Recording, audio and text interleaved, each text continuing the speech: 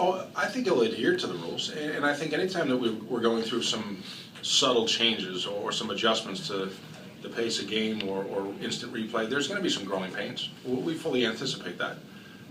I think it's important that we all give this a chance to come to fruition a little bit and see how it may or may not affect the flow of a game or an individual routine at the plate.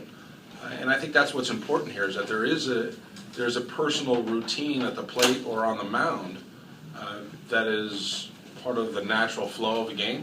Some might consider that flow slow, but I think that's important that it's preserved because that's what puts a player, hitter or pitcher, in the right frame of mind to execute what he's trying to get done. Judge, because he's been so outspoken, both with us yesterday, again with you today, and the news last night that suspensions could be in order if a player continues to sort of ignore the rule changes.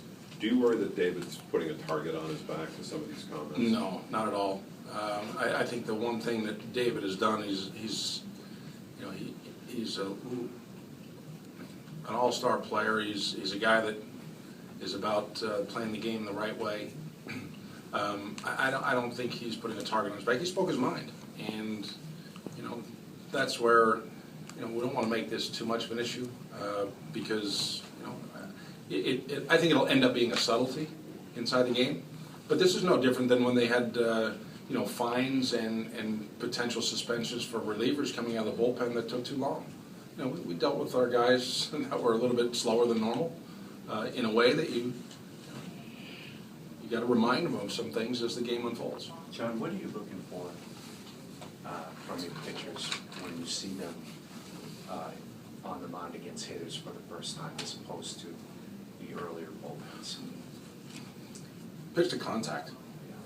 Every pitch that they throw, we've got the idea of throwing at first strike, regardless of the type of pitch.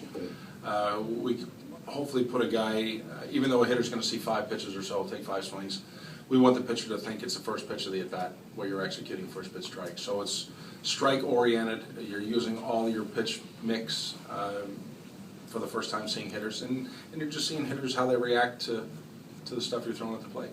Can you talk about Buckhouse and Crisaro today and talk about their development? Well, they're getting ready for the start of the season. Today's progression with hitters, you're starting to see things sharpen up a little bit. The consistency to the location of pitches.